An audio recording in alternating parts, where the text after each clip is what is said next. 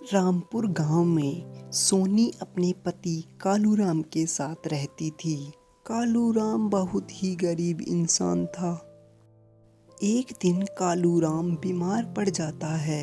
कई दिन बीत जाने के बाद भी कालूराम की तबीयत में कोई सुधार नहीं होता है।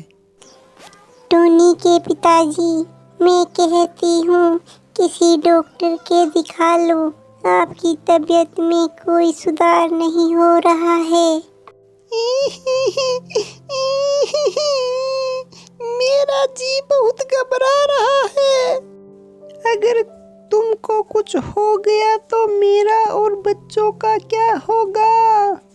तू तो एकदम पगली है। मुझे कुछ नहीं हो सकता। कल ही सरकारी अस्पताल में जाकर चेकअप करवा लूंगा। अगले दिन सोनी कालू कौवे के साथ अस्पताल चली जाती है। तब तक आप कमेंट में बताएं 2 + 3 कितने होते हैं।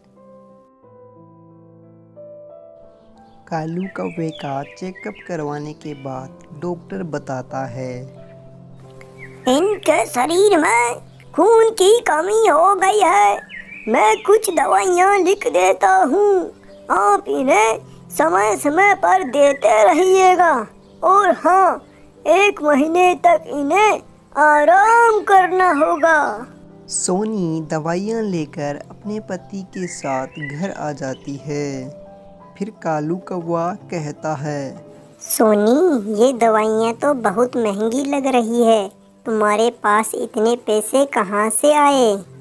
तुम ठीक कह रहे हो, ये दवाइयाँ बहुत महंगी है।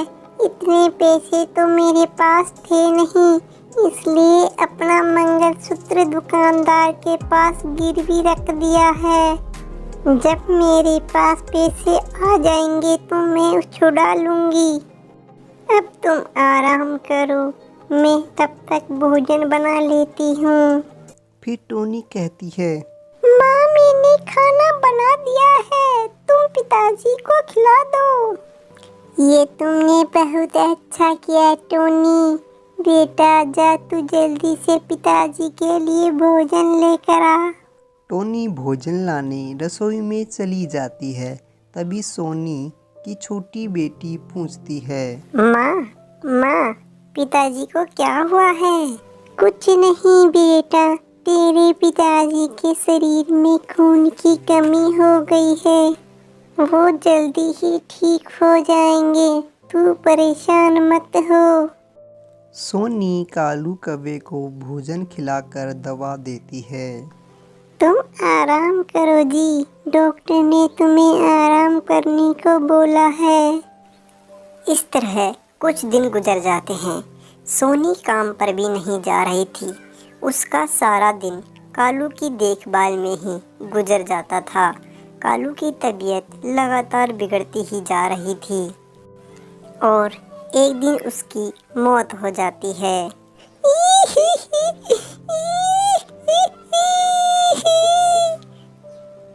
टोनी के पिताजी, आप हमें छोड़कर क्यों चले गए? मैं अकेली बच्चों की देखभाल कैसे करूंगी? माँ, पिताजी हमें छोड़कर क्यों चले गए? बेटा, तेरे पिताजी को इतने ही दिन की जिंदगी दी थी भगवान ने। इस तरह सोनी की दुनिया उजड़ चुकी थी। उसे कुछ भी समझ में नहीं आ रहा था कि अब वो क्या करेगी। एक दिन उसकी छोटी बेटी कहती है, माँ, मैं आप कहो तो आपकी जगह काम करने चली जाऊं।